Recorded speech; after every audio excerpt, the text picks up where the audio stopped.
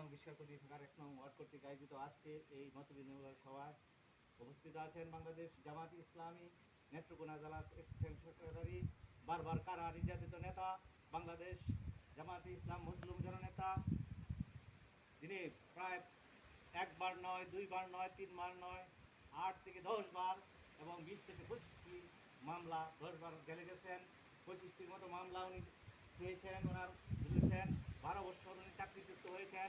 আপনাদের ভোটে নির্বাচিত হয়েও যিনি 22 চেয়ারম্যান নির্বাচিত হয়ে যিনি অফিস করতে পারে নাই, সেই মুসলিম জননেতা অধ্যাপক মাসুম মুস্তফা ভাই আমাদের সঙ্গে উপস্থিত আছেন বাংলাদেশ জামাত ইসলামী পূর্বদলা শাখার কর্মপরিষদ সদস্য জনাব জহিরুল ইসলাম স্যার, উপস্থিত আছেন সাবেক বাংলাদেশ জামাত ইসলামী পূর্বদলা শাখার সেক্রেটারি, আমাদের এই এলাকার কৃতি সন্তান, পূর্বদলা ফাজিল মাদ্রাসার অধ্যাপক সহকারী অধ্যাপক জনাব মাওলানা শহীদুল ইসলাম, উপস্থিত আছেন অত্র এলাকার সুনামধন্য মৌলানা আপনাদের এই মসজিদের সভাপতি জনাব মৌলানা হাজি সাহেব, উপস্থিত আছেন বাংলাদেশ জামাত ইসলামী বিশ্বাগণী শাখার সভাপতি জনাব সুরুজ্জামান সহ উপস্থিত আছেন বাংলাদেশ জামাত ইসলামী সাবেক সভাপতি 8 নং বিশ্বকবি জনাব ফারাজ মৌলানা আনোয়ার ইসলাম সহ বিভিন্ন পর্যায়ের ওয়ার্ড পর্যায়ের নেতৃবৃন্দ, কর্মীবৃন্দ সকল গ্রহণ করুন বাংলাদেশ জামাত ইসলামী পূর্বদলা ইউনিয়ন শাখার পক্ষ থেকে সংগ্রামী সালাম, আসসালামু আলাইকুম। সংগ্রামী সাহায্য বন্ধুরা, আমরা একটু অংশগ্রহণ একটা পৃথিবীতে আমরা ছিলাম, এখন আছি, থাকতে পারবো। আল্লাহ তাআলা আমাদেরকে যখন সৃষ্টি করছেন এইভাবে ডাকে ফেরেশতারা ডাকে বলছিল বিসমিল্লাহির রহমানির রহিম ওয়াইযা ক্বালা রাব্বুকা লিল মালাইকাতি ইন্নী জাইলুন ফিল আরদি খলিফা। খলিফা শব্দের অর্থ হইল বাংলা শব্দ প্রতিনিধি, ইংরেজি শব্দ হলো রিপ্রেজেন্টেটিভ। ভাই আজকে লক্ষ্য করুন, আজকে যদি আমি রয়্যালস কোম্পানির যে রিপ্রেজেন্টেটিভ চাকরি করি আর যদি আমি ভ্যাকসিন করে ওষুধ বিক্রি করি, তাহলে মাসের শেষে আমার বেতন দিব? আল্লাহ যখন আমাদের সৃষ্টি করছেন, পাশাপাশি আমাদের নবী হযরত মুহাম্মদ সাল্লাল্লাহু আলাইহি সাল্লামের মাধ্যমে আমাদেরকে একটা চলার জন্য পবিত্র কোরআন দিয়েছিলেন, সেই অনুযায়ী আমাদের এই জীবন পরিচালনা করার জন্য। সংগ্রামী সাথী বন্ধুরা, সেই অনুযায়ী কি আমরা আমাদের জীবন পরিচালনা করতে পারতেছি না।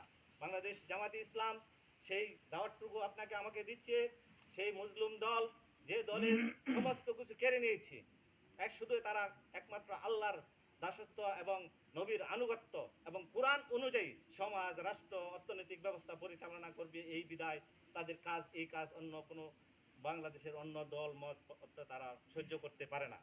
সেই বিদায় তাদেরকে তাদের কণ্ঠ রোধ করার জন্য তাদের অফিসগুলো কেড়ে নিয়েছে, তাদের কণ্ঠ কথার বদ্ধ করার জন্য তাদের নিবন্ধন কেড়ে নিয়েছে, তাদের প্রতীক কেড়ে নিয়েছে, সর্বশেষ তাদেরকে বাংলাদেশ থেকে নিষিদ্ধ ঘোষণা করা হয়েছিল। সংগ্রামী সাথী বন্ধুরা, একটি গণতান্ত্রিক রাষ্ট্রে গণতান্ত্রিক মানুষের মনোভাব প্রকাশ করার সকলেই দল করার অধিকার আছে না?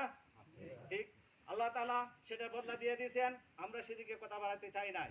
আমাদের একটা কথাই, আমাদের মরতে হবে।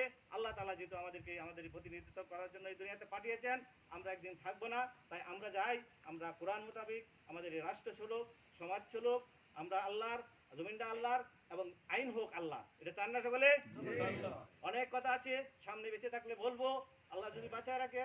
তো আমি এখানে মেহমানের রাখি, কথা বলাটা আমার জন্য অন্যায়, তা আপনারা মুরব্বীদের বাসায় রাখছি রেখে আমি আজকে আমার সংক্ষিপ্ততা এখানে শেষ করছি।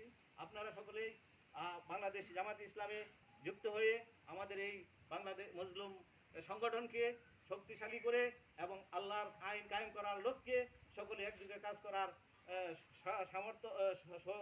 সমর্থন জানিয়ে, আহ্বান জানিয়ে আমি সকলের কাছে ধন্যবাদ জানিয়ে আমার সংক্ষিপ্ত বক্তব্য এখানে শেষ করছি। বাংলাদেশ জিন্দাবাদ, বাংলাদেশ জামাত ইসলামী জিন্দাবাদ। সকলকে ধন্যবাদ। আসসালামু আলাইকুম। সংগ্রামী সাথী বন্ধুরা, এ পর্যায়ে আমাদের মাঝে বক্তব্য রাখবেন বাংলাদেশ জামাত ইসলামী নেত্রকোনা জেলা শাখার অ্যাসিস্ট্যান্ট সেক্রেটারি, বারবার কারার নির্যাতিত নেতা অধ্যাপক মাসুম মুস্তফা স্যার।